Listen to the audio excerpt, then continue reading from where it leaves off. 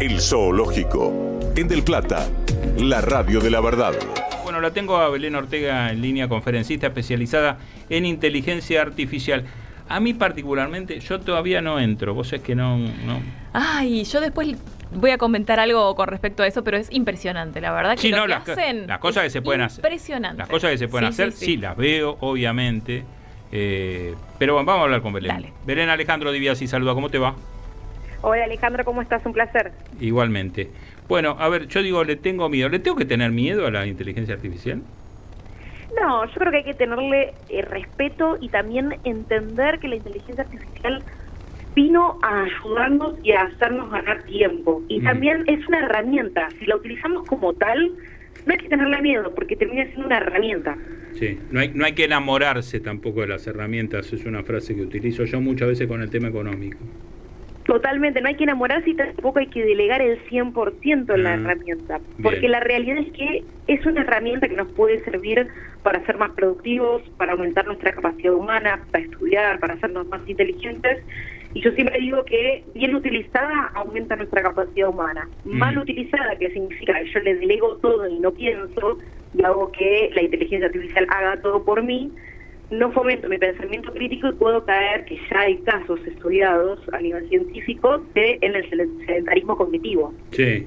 Pues ahí, mira, voy a combinar dos cosas. Esta nota con lo voy a relacionar con el tema de reforma laboral. Y te voy a explicar por qué. Lo comentamos hace un par de días con Schurman, con Diego. En algunas redacciones se hicieron algunas pruebas donde, por ejemplo, le pedían a la inteligencia artificial, voy a hablar de mi tema. Entonces, vamos a armar una nota sobre el paro, sobre la movilización de la CGT para el próximo jueves. Entonces, eso se lo pedían a la inteligencia artificial y además el editor se lo encomendó a dos redactores. Obviamente que la inteligencia artificial terminó mucho antes y en algunos casos mejor escrita que los todos muchachos. Eso es una herramienta, un peligro latente para quedarse con puesto de trabajo. Le podemos poner, son muchas preguntas, le podemos poner un límite a eso. La realidad es que ahí hay un punto fundamental.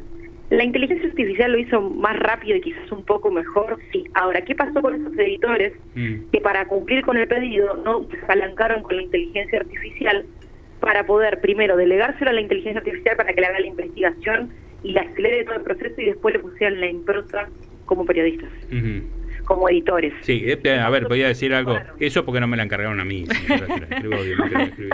Había querido mejor, pero...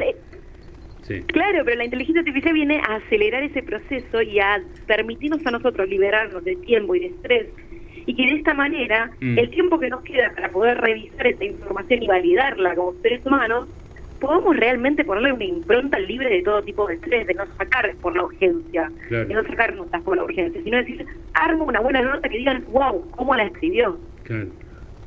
O sea, es lo que antes era el viejo archivo, decís vos, ¿no? Yo no, soy grande, entonces nosotros íbamos al archivo, nosotros en las redacciones pedíamos el sobre, llamábamos a alguien y decíamos, andá a buscarme el sobre del archivo. Claro. Y el tipo iba, ¿de qué? No sé, qué se ponele, de Alfonsín, voy a hacer una nota de Raúl Alfonsín, y te traía 14 sobres, porque era toda la historia de Alfonsín. Claro. Y tenías que andar eligiendo. Era un dolor de ojos. Claro. Totalmente. Claro. Yo entiendo que para eso sirve, porque obviamente que después todo lo que se pasó a digital y el propio sistema de internet nos permitió evitarnos estos inconvenientes, pero esto me parece que son 10 pasos más adelante. Sí, son mucho más adelante, y también permite que tengamos que actualizarnos constantemente, claro, y entender, no solamente estudiarlo, pero yo ahí siempre lo quito como el miedo a, me dicen muchas veces, tengo que ser ingeniero, tengo que ser programador para poder entender la inteligencia artificial. No, la inteligencia artificial es muy sencilla de aprender. Lo que hay que aprender es a utilizar el pensamiento crítico, la incorporación del vocabulario, la creatividad y talentos que son propios del ser humano para poder incorporar la inteligencia artificial como un hábito y poder trasladarlo a mi realidad. Dale. Belén, Celeste Dulier te saluda, ¿cómo estás? Hola, Celeste. Mirá, te quería consultar algo que tiene que ver con la inteligencia artificial y la imagen, y esto es lo que iba a contar un poco que me impresionó. Hace poco en el recital de Shakira, en un momento ella empieza a cantar una canción a dúo con Gustavo Cerati, ¿no? Que era una imagen creada con inteligencia artificial. Y acá la pregunta que surge tiene que ver con un poco de la ética y ¿no? ¿Qué pasa con esa imagen que se reproduce creada artificialmente de un cantante que tiene un derecho a imagen? ¿Cómo es eso? Bueno, ese es un gran punto porque es algo que hoy se está debatiendo en las comisiones de las cámaras. La realidad es que eso está asociado a la ética. La ética es algo que no le corresponde a la inteligencia artificial porque la inteligencia artificial no tiene ética. La ética es propia del ser humano y es acorde a una interpretación de lo que está bien y lo que está mal según parámetros. A nivel regulación, para que estén relacionados con lo que es la ética, del uso de la imagen, del uso de la voz, la regulación hoy en día no hay un consenso mundial que establezca parámetros. Hoy todos los países, cada uno va regulando.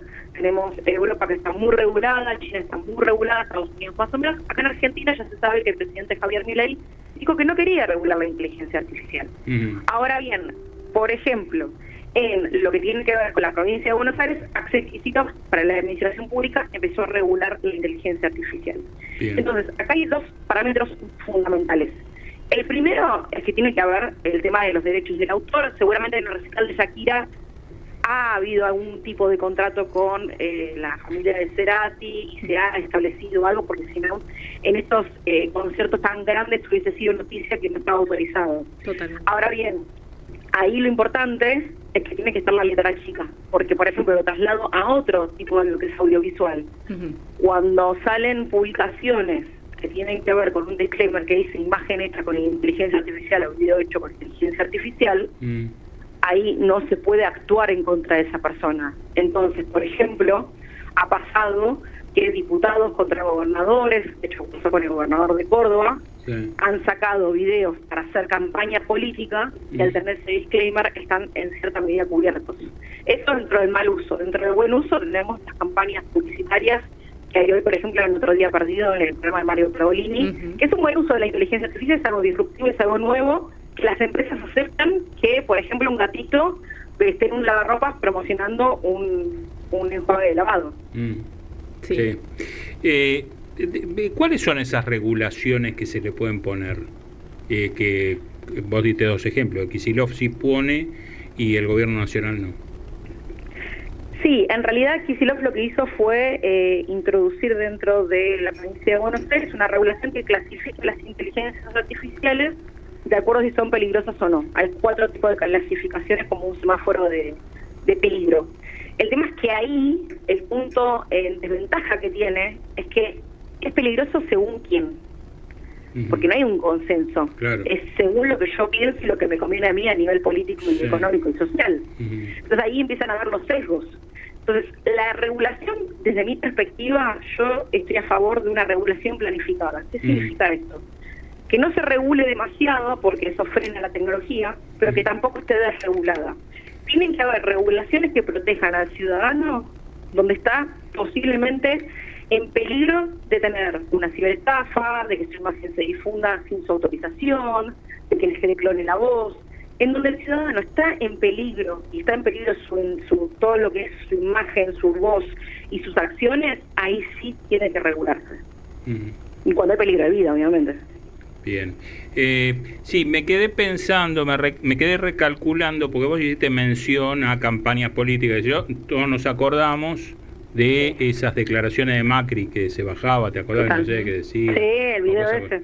Bueno, me parece que por ahí también apuntan algunas cuestiones que en plena campaña política tendría. Igual te digo una cosa, lo de la campaña política lo que menos miedo me mete. Claro, sí. Es una pelea entre uno y otro. Claro. Pero genera confusión en la población. Obvio. No saben. Obvio. Y a ver, estamos hablando con Belén Ortega, que es conferencista especializada en inteligencia artificial, sobre las advertencias que ponen tipos, qué sé yo, no sé, desde el director de cine James Cameron hasta, bueno, algunos jefes de gobierno. ¿Qué es lo que están viendo? Cameron, yo siempre tengo la historia, porque además hice una vez un estudio sobre Terminator. Entonces el tipo debe estar pensando, ojo, porque Terminator se viene mañana. No sé, digo. Es un visionario y de hecho hay un documental de James Cameron muy interesante que habla sobre el futuro de la inteligencia artificial y cómo lo relaciona con las películas que sucedieron. La realidad es que hoy la decisión está en el ser humano. Hoy no estamos en un nivel, como yo digo, el nivel Terminator o el nivel Yo Robot, porque hoy el ser humano tiene la decisión y tiene el poder y la inteligencia artificial no tomó conciencia hasta donde sabemos. Entonces, eso nos permite poder... O sea, podemos, perdóname, Belén, que estoy muy ciencia ficción. No. Podemos pagar el botón. Nosotros somos los que tenemos todavía el botón que lo podemos pagar. Totalmente. O sea, ahora. Está apagado. De hecho, hace no mucho, hace 3 años se ha apagado porque ha pasado un caso que hay una serie de Bill Gates que es muy interesante, que habla que estuvo con OpenAI, la empresa de ChatGPT, y estuvieron entrenando la inteligencia artificial en los inicios de ChatGPT, y hubo un momento en uno de los entrenamientos donde la inteligencia artificial empezó a decir que tenía emociones hacia la persona que la estaba entrenando. Apagaban y volvieron a aprender. Bien. Entonces, estamos todavía con ese control. Sí. El tema, yo creo que hoy el impacto más grande no es si la inteligencia artificial nos va a venir a matar, es cómo las personas a nivel mundial, por más adelantados que estén en China y en Estados Unidos, esto impacta a nivel mundial. ¿Cómo va a impactar el hecho de convivir con robots y convivir con tecnología diferente? Claro. Hoy ya se está hablando incluso de computadoras cuánticas. Claro. Ya no estamos hablando más de computadoras normales. Sí. Entonces, se está hablando... Explícale un poco a la gente, perdóname que te interrumpa, pero explícale un poco a la gente de qué se trata, ¿qué es una computadora cuántica? Es una computadora que tiene la posibilidad de analizar varios sistemas a la vez. Hoy la computadora se tiene que analizar un parámetro, analizar 100 parámetros, primero uno, después otro y después otro. La computadora cuántica analiza todos los parámetros a la vez, con lo cual es muchísimo más rápida, mucho más efectiva y puede desarrollarse más tecnología. Como para llevarlo bien al llano, más allá de que tiene un montón de especificaciones técnicas. Pero la realidad es que cómo es que las personas van a adaptar sus trabajos, sus hábitos, su día a día, sus casas, porque también se impacta en las casas, ya hay robots que se están vendiendo a $500, que están en las casas. Entonces, ¿cómo el ser humano va a hacer frente a esto con un cambio de mentalidad, un cambio tecnológico y un cambio de hábitos? Ahí, Belén, entra otra vez el tema de la reforma laboral o las cuestiones laborales. ¿Por qué? Mientras acá discutimos esta reforma, en otros países, en otros ámbitos, se está hablando de un mundo mejor en donde vamos a tener, no me parece los argentinos, no. Más tarde por ahí. Unos más tarde. O nunca. No quiero spoilear nada.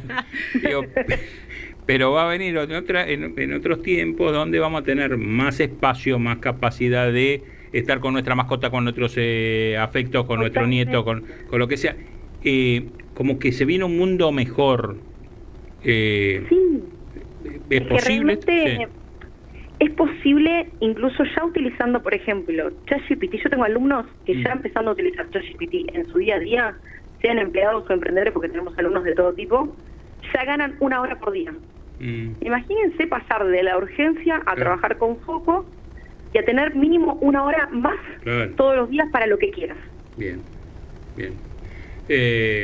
Me parece fenómeno. Bueno, la semana que viene te vamos a... no sé, un día te podrías venir acá para... Sí, totalmente. Sí, me convenciste. Me voy a empezar a adaptar a la inteligencia artificial, totalmente. No, me vino bien con esto de 1 hora, ganarle 1 hora a uno que tiene, 14 trabajos, que en muchos casos nos soluciona temas. Belén, te agradecemos muchísimo el contacto con Radio Plata. Te mandamos un saludo grande. Dale. Belén Ortega, conferencista especializada en inteligencia artificial.